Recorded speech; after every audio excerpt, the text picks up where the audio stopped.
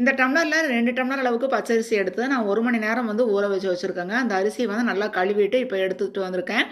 இந்த அரிசி வந்து ஒரு மிக்ஸி ஜாரில் மாற்றிக்கலாம். இப்போ இந்த அரிசி அரைக்கிறதுக்கு தேவையான அளவுக்கு கொஞ்சமாக உப்பு சேர்த்திக்கலாம்.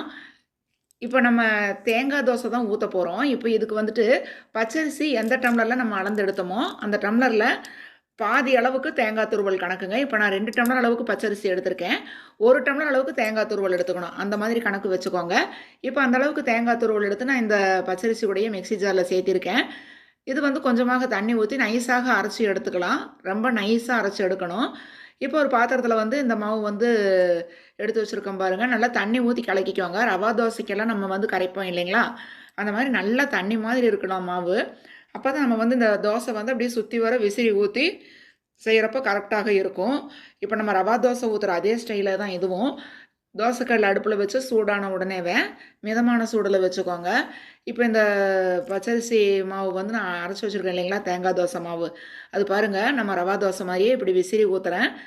அதுக்கப்புறமாக கொஞ்சமாக எண்ணெய் ஊற்றிட்டு மூடி போட்டு மூடி வச்சுருங்க. வெந்த உடனேவே இப்போ திருப்பி போடலாம் பாருங்கள். சூப்பரான ரவா தோசை மாதிரியே நம்மளுக்கு தேங்காய் தோசை நல்லா வெள்ளை வெளேர்னு சுற்றி வர அப்படியே மொறு மொறுன்னு சாப்பிட்றதுக்கு அவ்வளோ டேஸ்ட்டாக இருக்கும். கண்டிப்பாக ட்ரை பண்ணி பாருங்கள். இன்றைக்கி எங்கள் வீட்டில் இந்த தேங்காய் தோசைக்கு வந்து தேங்காய் சட்னி நான் அரைக்கல. மதியம் வச்ச சாம்பார் இருந்தது அப்படின்னு சொல்லிட்டு அதே எடுத்து வச்சுருக்கேன். தேங்காய் சட்னி, சாம்பார் எல்லாமே இதுக்கு வந்து நல்லா இருக்குங்க தொட்டு சாப்பிட்றதுக்கு. இதில் வந்து காரமெல்லாம் எதுவும் போடக்கூடாது. நீங்கள் பச்சை மிளகாய் இதெல்லாம் போட்டிங்கன்னா டேஸ்ட்டு மாறிடும். அதனால் தேங்காய் துருவல், உப்பு, பச்சரிசி கூட சேர்த்து இது மாதிரி அரைச்சி நீங்கள் ஊற்றி பாருங்கள். இதெல்லாம் புளிக்க வைக்க வேண்டியதில்லை. அரைச்ச உடனேவே இந்த மாவு வந்து நீங்கள் ஊற்றிக்கலாங்க. ரொம்ப ஈஸி. உங்களுக்கு எல்லாத்துக்குமே இது செஞ்சு பார்த்தீங்கன்னா பிடிக்கும்.